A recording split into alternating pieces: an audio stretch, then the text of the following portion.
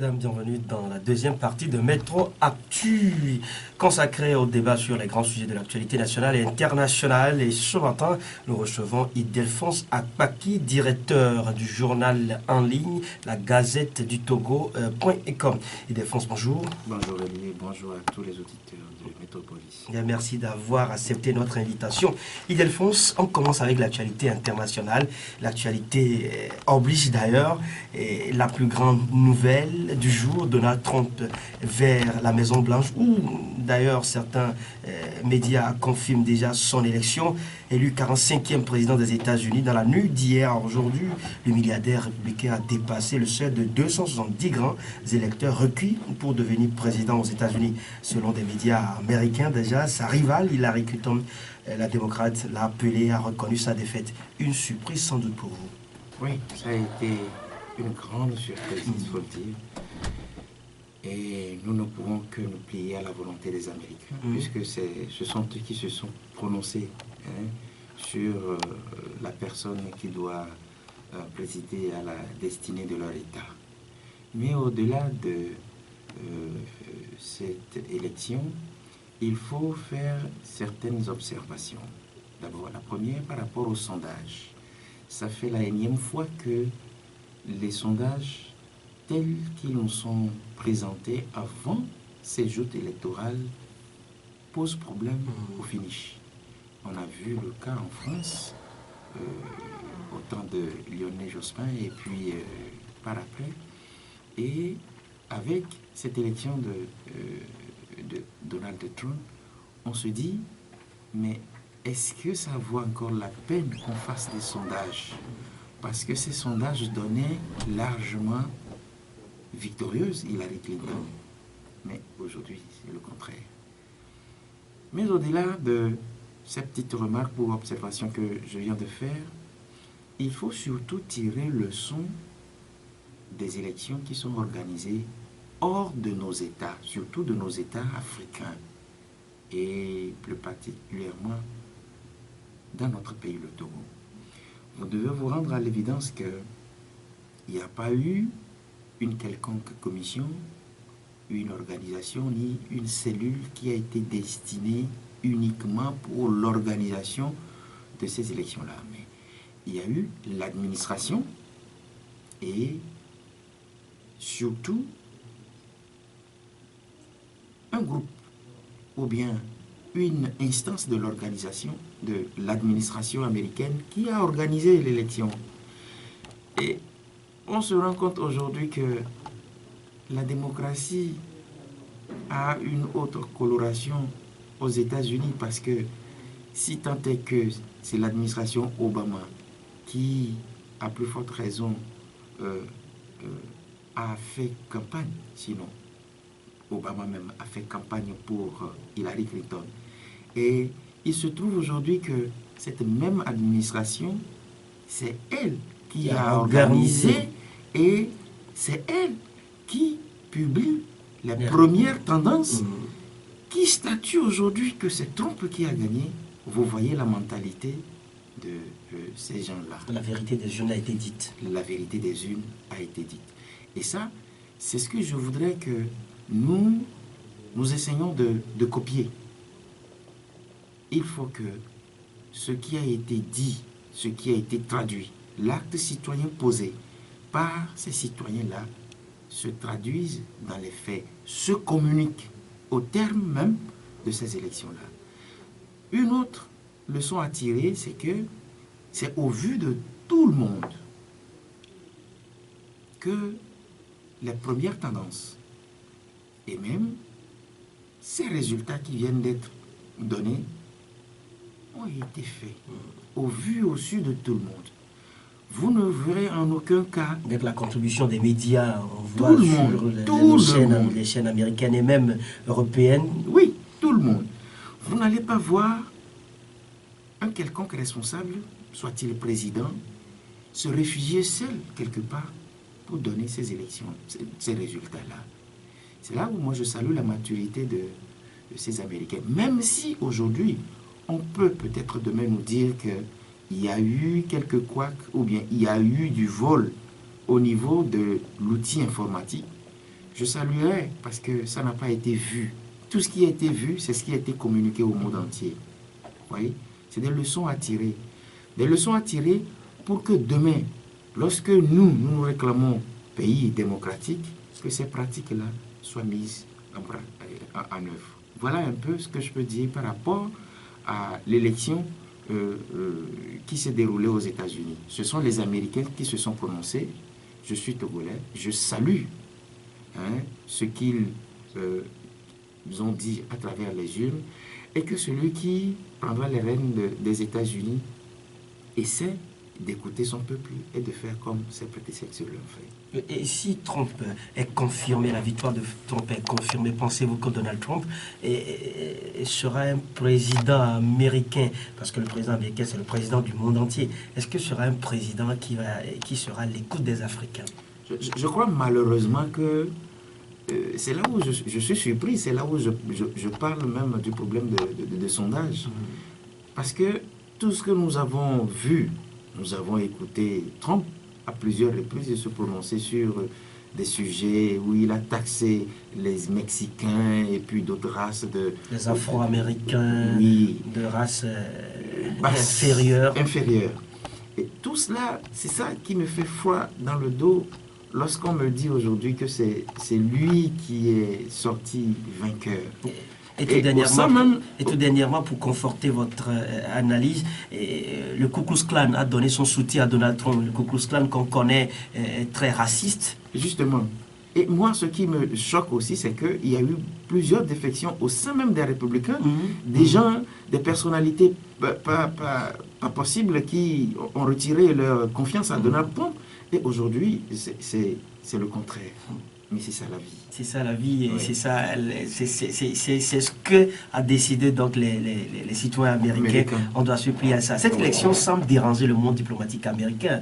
Et quand on écoute certains diplomates américains et même ceux qui sont à l'étranger, cette élection de Donald Trump, l'avenir semble hypothéquer ou semble déranger un peu l'avenir diplomatique des États-Unis. Oui, c'est par rapport au tempérament et à l'esprit d'impulsion dont fait montre Donald Trump. Vous l'avez vu chaque fois quand il parle. Ses sorties ont été toujours contestées par des gens, entre guillemets, qui réfléchissent, qui font preuve d'une très bonne réflexion. Quand vous l'écoutez et quand vous le voyez faire des gestes, vous allez vous poser la question de savoir cette fonction qui est la fonction suprême qu'on aura accordée à quelqu'un qui est très impulsif. Est-ce qu'il peut arriver... diriger la première puissance du monde. Voilà. Et c'est ce qui dérange d'ailleurs. Mais j'ai écouté le diplomate américain en poste au Togo qui a dit, mais écoutez, ce sont les Américains qui se sont prononcés, quelle que soit la personne qui a été choisie, eux, ils sont là pour travailler, ils demanderont que cette personne-là œuvre pour le bien des Américains. C'est toute la prière qu'on peut faire. Quelles que soient les contestations qui seront faites, si le Sénat, par après, statue sur M. Donald Trump, qu'est-ce que vous et moi nous avons à dire? Rien du tout. Merci à vous, Ildefonse. Retour sur la visite de Manuel Valls en Afrique, notamment au Togo. Sa visite a-t-elle inspirer ou insuffler une nouvelle dynamique au processus démocratique ou la consolidation de la démocratie en Afrique, notamment au Togo? Vous en faites quelle analyse? Je crois que je me suis prononcé sur cette visite de M. Manuel Valls sur certaines chaînes. Ce que je n'ai pas compris chez ce monsieur qui se dit démocrate, c'est que je ne comprends pas pourquoi M. Valls dit que tout va bien au Togo, quand on sait que jusqu'aujourd'hui, la contestation de la présidentielle d'avril dernier est encore démise. Je voudrais d'abord demander à M. Valls si le choix porté sur M. Faure Gnassingbé au sortir de la présidentielle de 2015 a été ce que aujourd'hui, ce qui consacre aujourd'hui M. Hollande dans le fauteuil présidentiel. français. Est-ce que c'est comme ça s'est fait? Non. Maintenant, quand au même moment où le Premier ministre français entame une tournée au Togo et que les autorités togolaises se plient à l'examen périodique à Genève pour aller prendre des conseils, pour aller se plier, dois-je dire, par rapport à ces violations massives des droits de l'homme.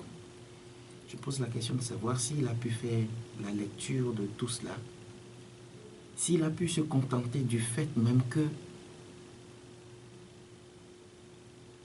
le parti qui régente l'État togolais pendant des décennies et qui, à travers celui qui dirige l'État togolais, a pris langue avec les autres acteurs politiques en signant un accord jusqu'aujourd'hui pour que le Togo devienne un État fort, démocratique, avec des institutions indépendantes comme celle française. Je me pose la question de savoir s'il est au courant de ce que ces gens-là qui dirigent le Togo ont refusé de mettre en œuvre ces réformes-là. Est-ce qu'il a pu se rendre à l'évidence que ces gens-là n'ont pas une volonté même d'ouvrir le pays? Je ne sais pas si M. Valls a pu s'enquérir des informations par rapport à ce que vivent les Togolais. On a l'impression que Valls ne maîtrise pas l'actualité sociopolitique togolaise. Je ne suis pas sûr. En lisant, en écoutant son discours. Oui, je ne suis pas tellement sûr. Et c'est ce qui me fait dire que, au-delà de cette visite qu'on nous a présentée et de tous les grimaces que ce Premier ministre est venu faire, je me pose la question de savoir si il se rend compte que la vie au Togo n'est plus une vie et que les Togolais vivotent. Parce que justement, un mandat qu'on a dit social, on a tout vu là-dedans. La cherté de la vie au Togo et que les Togolais tous les matins crient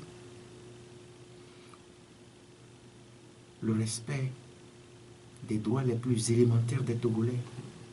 Aujourd'hui, il est difficile de dire que ceci c'est mon droit. Et quand vous vous mettez à défendre ce droit-là ou à demander à ce que ce droit-là vous soit traduit dans les faits, on vous répond par des gaz lacrymogènes, on vous répond par des arrestations, on vous répond par des licenciements, on vous répond par des affectations punitives. Je donne 2 exemples en passant. Le cas Wassem, où plus d'une centaine de jeunes, et là nous sommes sous un régime social, où plus d'une centaine de jeunes ont été abusivement licenciés, congédiés, jusqu'aujourd'hui. On nous parle de mandat social. Mais le contraste est que ceux qui nous parlent du mandat social et celui-là qui est chargé, je parle du Premier ministre, Classou Selom, qui est chargé de mettre en œuvre les termes de ce mandat social, se voit être actionnaire dans une entreprise où on congédie abusivement, arbitrairement, injustement les concitoyens jeunes Togolais. Est-ce que M. Valls s'est posé la question de savoir comment est géré ce mandat social? Et quand je parle d'affectation punitive, vous vous rendez compte que au niveau de la centrale syndicale Synergie des travailleurs du Togo, j'ai écouté la dernière fois, ça c'est sa coordinatrice, Mme Nadou Lawson, qui en a parlé, qui en a fait cas, et qui est même allé à dénoncer une arrestation arbitraire de l'un de leurs points focaux à Dapaon. Vous voyez ce que vivent les Togolais. Et quand quelqu'un atterrit, quelqu'un qui se dit démocrate, qui ne prend pas le courage ou bien qui ne se donne pas la volonté de connaître au moins certaines réalités, de ce pays dans lequel ils viennent foutre le bordel, parce que c'est des âneries. C'est des âneries. Parce que ces deux cas que je viens de citer, moi je les vis tous les jours. Et quand vous vous mettez aussi dans la peau de ce qu'on nous dit que tout va bien au Togo, prenez juste la justice togolaise, avec l'affaire Alberto, puisque c'est le dernier en date.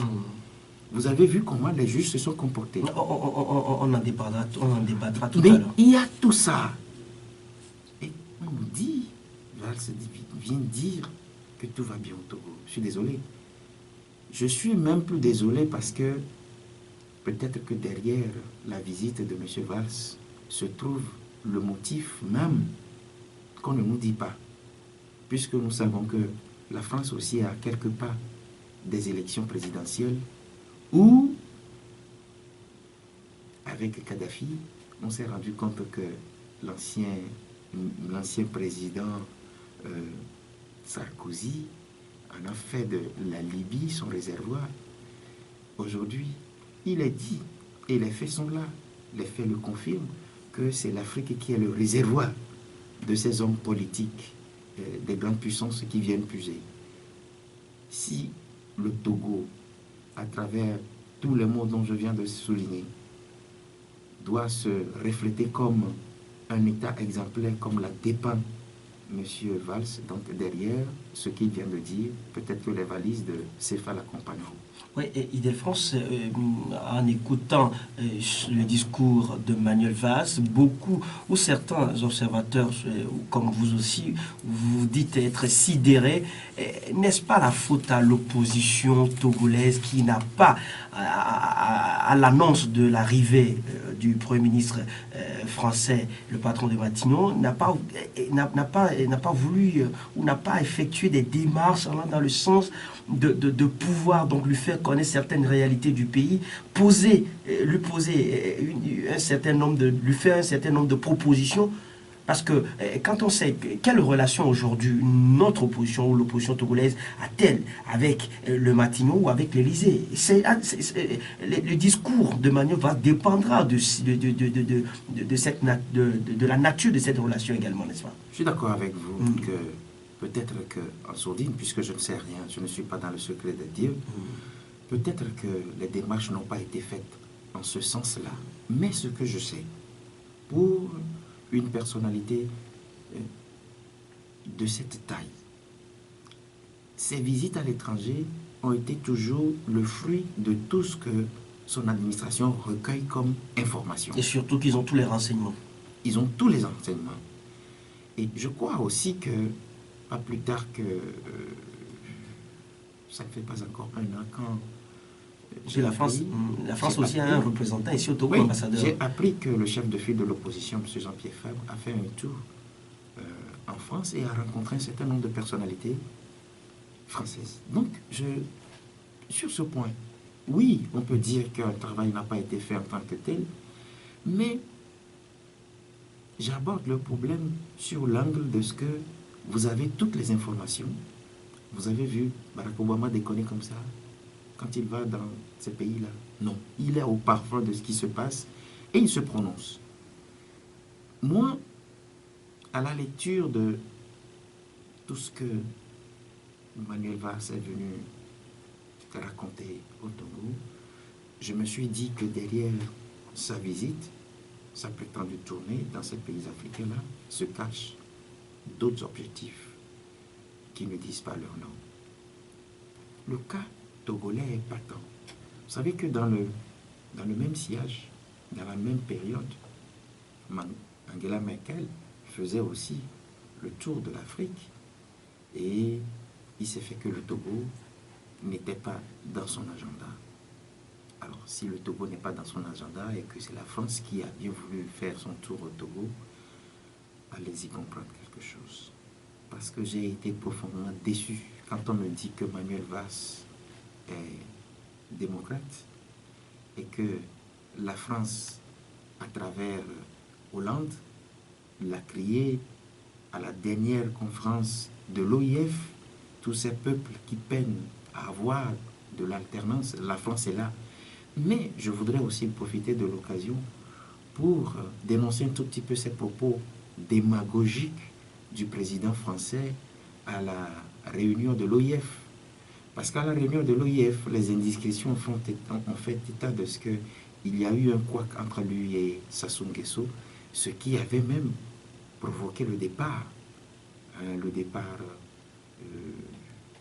de Nguesso, parce que Nguesso avait son candidat, et de l'autre côté, il y avait le candidat de la France et de certains pays africains.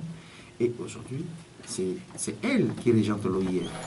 Si, à la réunion de l'OIF, le président français a crié haut et fort à tous ceux qui voulaient l'entendre que ces peuples-là verront le soutien de la France et que Hollande n'a pas encore quitté le pouvoir, mais Sassou Nguesso a encore trituré la constitution de son pays.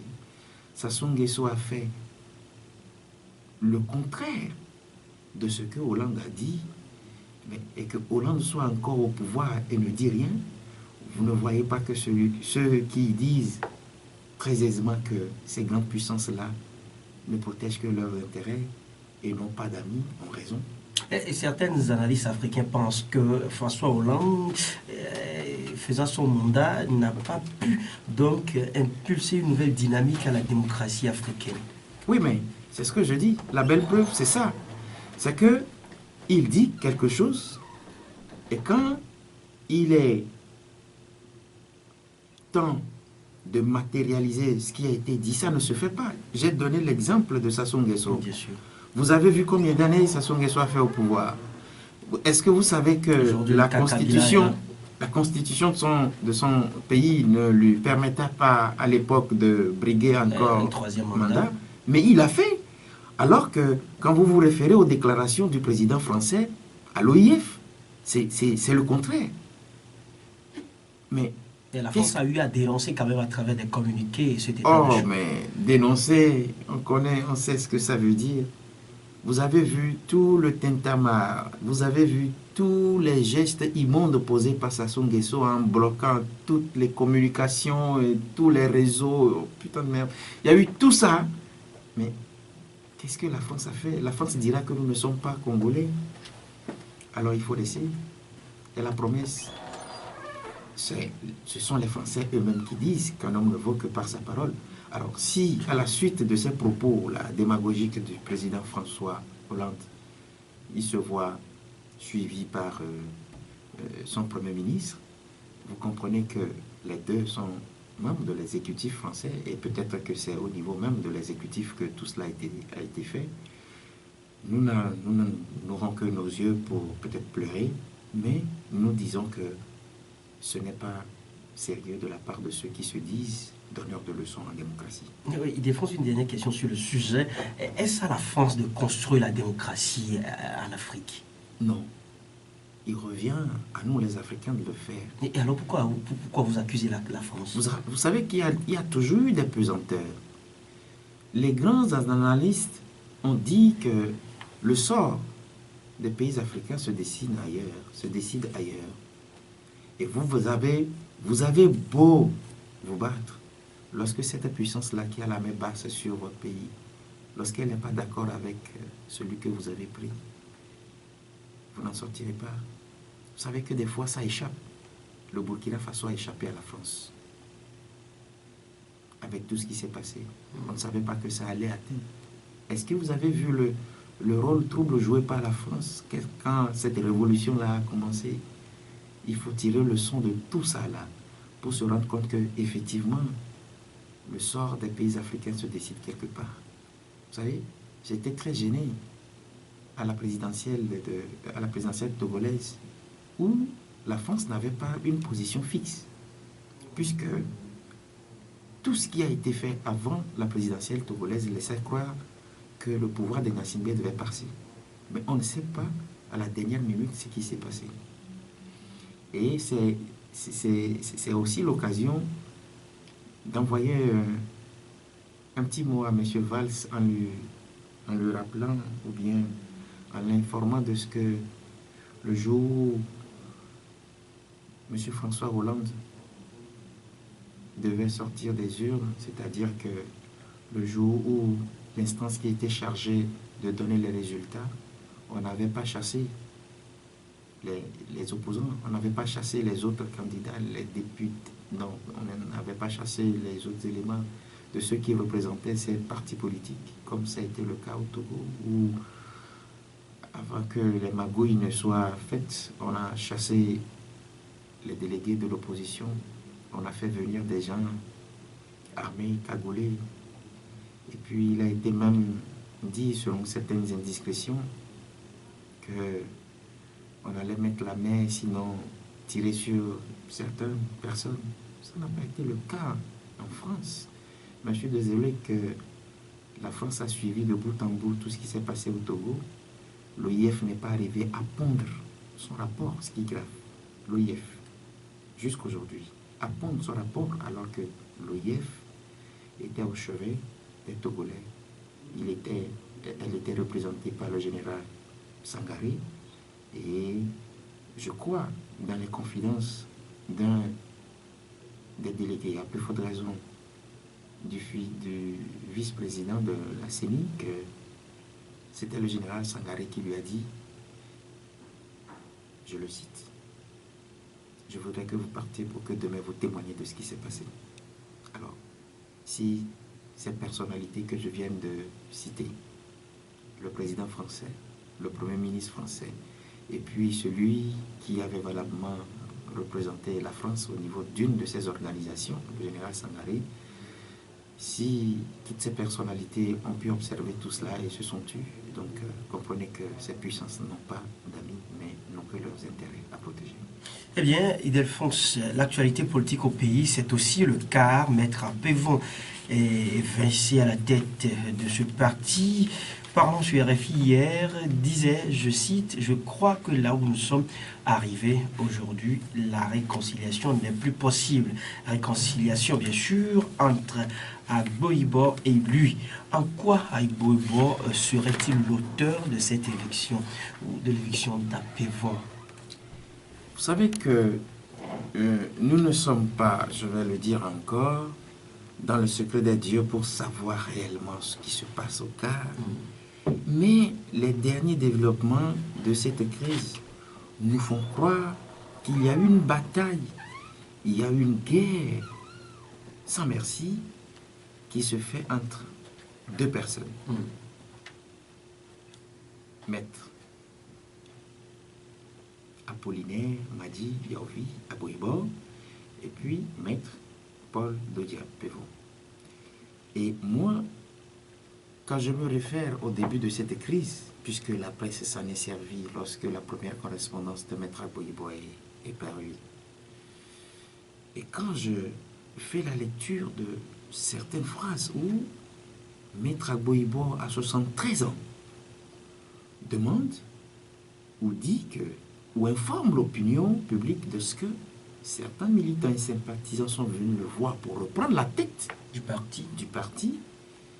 Mais il faut avoir froid dans le dos. À 73 ans, on ne pense pas être admis à la retraite.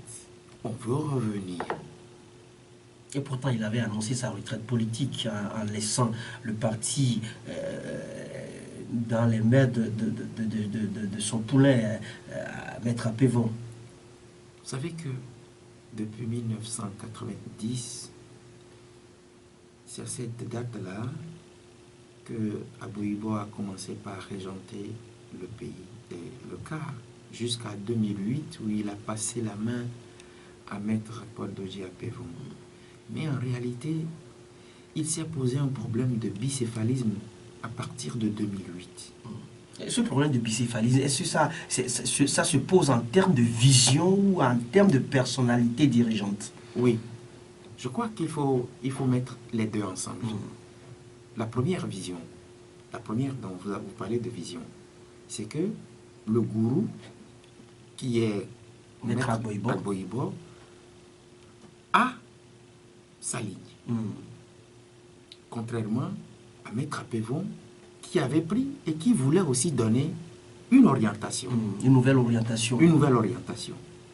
Le problème de personnalité, c'est que on n'a pas compris pourquoi il y a un bureau directeur qui doit normalement donner ce qu'il faut. Et qu'on le supplante avec un présidium. Un présidium au sein duquel toutes les décisions sont prises. Et bizarrement, qui est coiffé par le président d'honneur, Maître Yovi Aboibo. Bicéphalisme.